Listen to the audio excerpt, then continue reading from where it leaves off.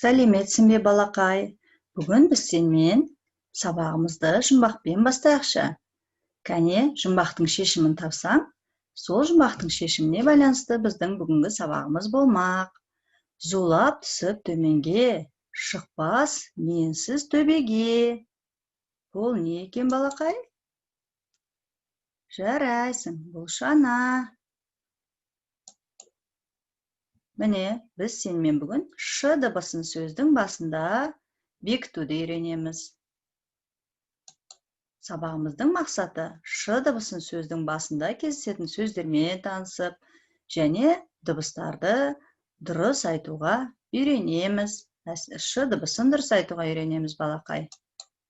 Кәне, балақай, екеуміз әдеттегідей артикуляциялық жаттығуларды жасап алайық. Ол үшін өзің білетіндей, әдеттегідей бізге айна керек. Кәне, айнамызды қолымызға алып, жаттығуды бастайық.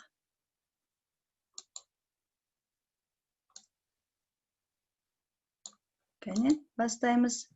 Тіс щеткасы. Аузымызды ашып, тілімізді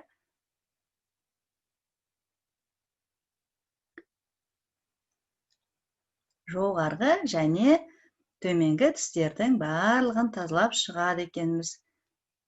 Осы жаттығуды 10 рет жасаймыз. Келесі жаттығуымыз кесе деп аталады. Тілімізді жоғарғы таңлыға қарай аузымызды ашып көтереміз, кәне, кесе ұқсатып.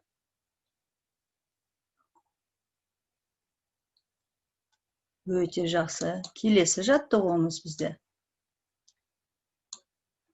тәтті тосап деп аталады. Кәне, шай ішкен соң шайды тәтті тосаппен ішеміз, е? Сол кезде ерніміздің шетіне тәтті тосап жағып қалады. Соны біз тілімізбен былай жалаймыз, кәне, бір бағыттан.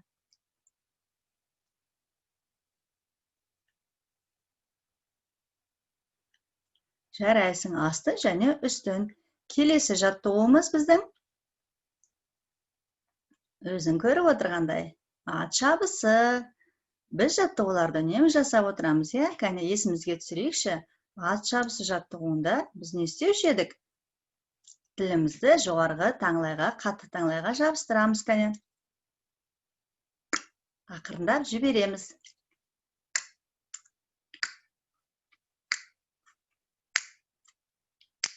Өзің көріп отырғандай, аттың шапқан дауысы шығады екен. Келесі жаттығуымыз күрекше. Кәне, бұл жаттығуды тілімізді төменгі ерінге төсеп жасаймыз. Жарайсың, балақай. Келесі жаттығуымыз әткеншек деп аталады. Қарашы, көңілді көжек әткеншекке отырып әрі-бері тербеліп жатыр екен. Бізде, кәне, тілімізді әткеншек ұқсатып жасайық. Бірінші сыртқа.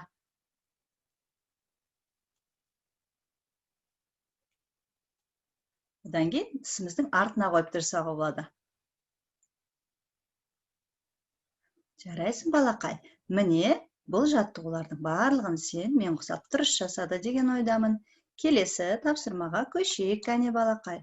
Балақай, мына екі баланы көріп отырсың ба? Шара мен Шыңғыс. Қарай қойшы, аттарында Шара, Шыңғыс, Ш дыбысынан басылады екен. Екеуі шарлармен өте көңілді ойнап жүрген кезде, бір кезде қатты жел соғады екен. Сол кезде олардың шарлары алысқа ұшып кетеді де, бір шарлары жарылып қалады. Қараңдаршы, өздерің көріп отырғандай жел қатты соғыпты, я? Сол кезде шар жарылған кезде қандай дыбыс шығады? Кәне, бірге айтайықшы.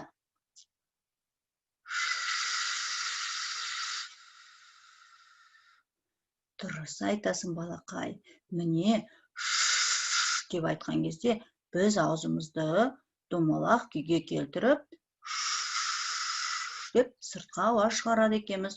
Жарайсың, балақай. Кәне, балақай. Енді біз сенімен буындарды дұрыс айтып үйренейікші. Кәне, мына өзің көріп отырғандай ш дыбысына қасында тұрған дауысты дыбыстарды қосып, буынды айтайық, кәне. Шынаға қоссақ, ша. Жарайсың. Келесі буын. Ша. Келесі ше. Жарайсың, балақай. Шо. Шо. Өте жақсы. Сен де мен ұқсап, дұрыс айтты деген ойдамын. Келесі тапсырмамыз, балақай. Кәне, бұл бізде суретті жұмбақ деп аталады. Кәне, жұмбақтар қазір. Жұмбақтарды жасырамын. Сен ойланып жауап бер. Олардың суреттері шығады. Қысы, жазы бір түсті. Сен білесің деген ойдамын. Бұл не? Кәне, ойлан. Жарайсың, балақай. Әрине, бұл шырша. Келесі жұмбаққа көшейік. Ақ пен қара тастардан тұрады өзі тақтайда. Жеңіске жетіп шақ десем, атын табу оп-оңай. Оңай-ақ. Бұл не? Қалай ойлайсың? Тастары бар екен. Я, ақ және қара тастары бар екен. Жарайсың, балақай. Бұл шахмат. Сен де осылай тапты деп ойлаймын. Келесі жұмбағымыз, балақай, кәне шешіп көрейік. Ағашта өсіп шығады, жаз болғанда піседі. Ішінде бар бір сүйек, тәтті жеміс, қып-қызыл. Бұл не екен, балақай? Кәне, ойлашы. Ішінде бір-ақ тал сүйегі бар, өзі қып-қызыл. Жарайсың, балақай, дұрыс айтасың, бұл шие. Келесі жұмбағымыз, кәне, тыңдайық. Наурыз тойға барғанда, киеді атам көк, не? Не киеді аталарымыз? Өте жақсы. Көк шапан екен, дұрыс. Осы жұмбақтың шешіміндегі сөздердің барлығында өзің байқағандай ш дыбысынан басталады екен. Кәне бірге айтып қайталайық. Шырша, шахмат, шие, шапан. Жарайсың, балақай. Сен бұл тапсырманда жақсы орындадың. Кәне, балақай, біз сенмен енді біраз шаршап қалдық, я? Екеуміз жұмыстар жасадық. Кәне, енді екеуміз бірге сергіту жаттығуын жасап алайықшы.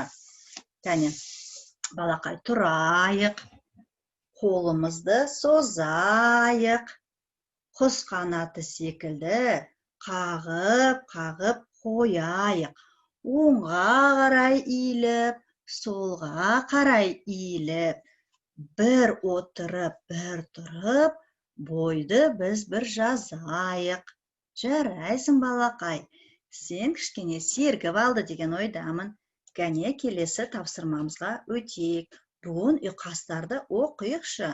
Ша, ша, ша, төседі мен алаша. Жарайсың. Шу, шу, шу, жарқырайды от шашу. Тамаша. Ш, шотан ата жылқышы. Жарайсың. Ш, шәугімде бар шүмек. Міне, буын ұйқасы да дұрыс айтты деген ойдамын. Өзің үйде анаңмен тағы да бір рет қайтала. Келесі тапсырмамыз. Суреттер сөйлейді деген тапсырма. Кәне, өзің көріп отырғандай, мына бос орындарға қазір бір суреттерді қоямыз. Сол суреттердің аттарын қосып, бірнеше суреттер қойылады, солардың аттарын қосып, сөйлемді толықтырып оқиықшы. Шәкенің шалбары көк түсті. Жарайсың. Шорман шаңғы тепті. Өте дұрыс. Шара шанамен сырғанады. Жарайсың. Шынар шкафқа киімдерін жинады. Өте жақсы, балақай. Кәне, келесі сөйлем. Шөп шөмелеген соң атам шаршап Шұбат ішті. Жарайсың балақай, сен де менімен ілесе отырып, осылай тапсырманы орындады деген ойдамын. Кәне балақай, біздің сабағымыз осымен аяқталды. Өзің көріп отырғандай, енді үй жұмысын беремін саған. Жаңылтпаш айтып үйренейік. Жаңылтпаш бізге өте пайдалы. Тіліміздің жаттықтыру үшін жаңылтпашты үнемі жаттап, айтып жүру керек. Қасыңдағы достарды жаңылтпаш айтып жаттап алып, жаңылдырып жүр. Жарай ма? Кәне балақай, айтайық бірге. Шалшық, балшық, балшық, шалшық, балшықтан алшық. Кәне, тағы бір қайталап берейін ба?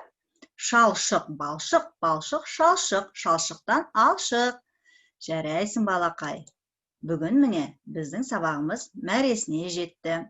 Сен бүгін сабақта қорыта айтатын болсақ, ш дыбысын сөздердің басында кездесетін сөздермен және сөйлемдермен таныстың, буындармен таныстың. Ш дыбысын дұрыс айтуға үйреніп, дағдылан. Осымен біздің сабағымыз аяқталды. Келесі сабақтарымызда кездескенше сау бол. Сен бүгін жарайсың балақай. Өте керемет сабаққа қатыстың.